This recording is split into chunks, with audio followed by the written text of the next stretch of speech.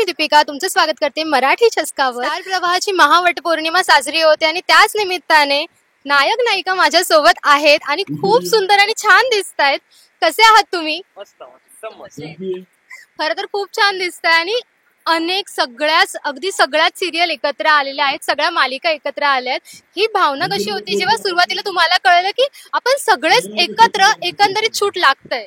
खूप छान आणि असे फार कमी प्रसंग येतात जेव्हा सगळे असे एकत्र येऊन शूट करतात. सो महासंगम असला की कसं होतं की गप्पा मारायला मिळतात, बऱ्यापैकी वेळ मिळतो कारण सेटवर कसं फोकस्ड असतात, दोघेच आर्टिस्ट काम करत असतात. इथे 15 जण आहोत त्यामुळे आम्ही बऱ्यापैकी रिलॅक्स आहोत आणि छान मस्त गप्पा मारत वगैरे आमचं शूट सुरू आहे.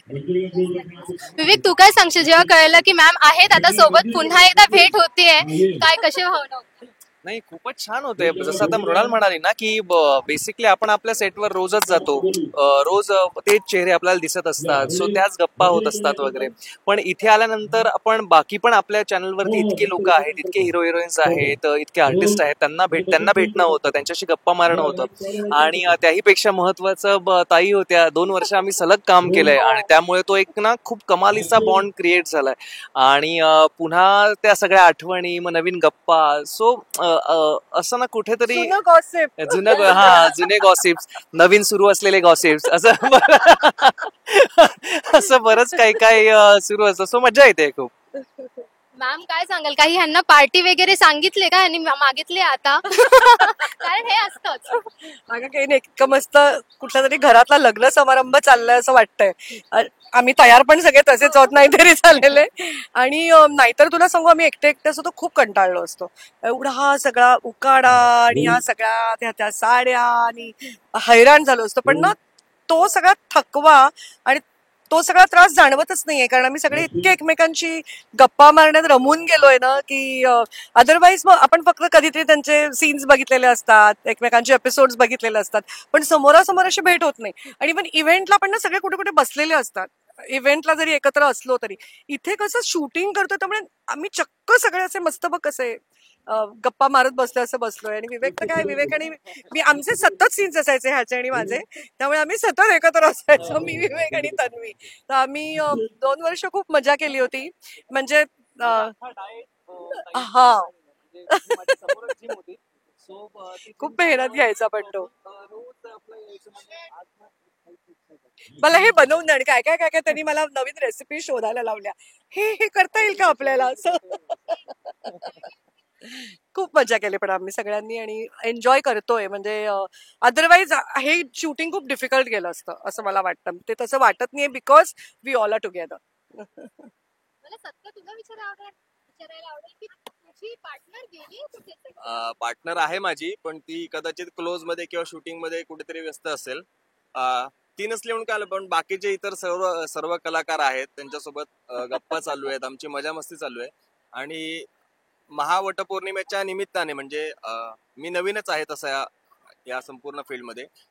या सगळ्यांसोबत मी कधी कामं केली नव्हती, यांना मी फक्त बघत आलो होतो. पण आज या महा एपिसोड किंवा या निमित्ताने मला सगळ्यांसोबत आज गप्पा मारता येतात, त्यांच्यासोबत सीन करता येतात, त्यांच्यासोबत काम करता येत आहे.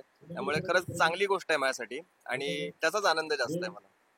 बरं, इतक्या छान नटल्या आहात, तुमची नथ कुठे राहिली आहे का की काढून ठेवली आहे तुम्ही? मला हिची नथ बघून आठवलं असं. किती सुंदर ते जीवा लिहिलंय ना? नाही जीवा नाही ग. नाही इट्स ओके. अहो जीवाच लिहिलंय पण अहो या नायच्याने.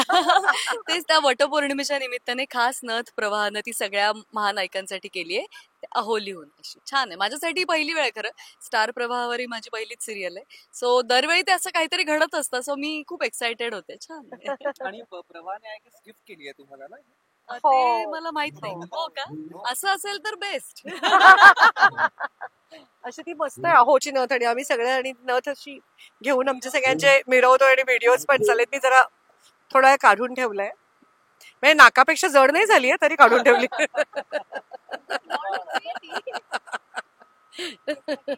इतके सगळे जण तुम्ही आता एकत्र आहात, आता इथल्या कोणाला म्हणजे तुमच्या दोघांचं आहेच एक भट्टी आहे तुमच्या सेटवरती पण भारी भट्टी हो, जमली आहे. हो. बरं मालिकेत काही घडणार आहे का? कारण बड्डे येणार आहे, त्याच्यामध्ये काही घडणार आहे असं दिसतंय.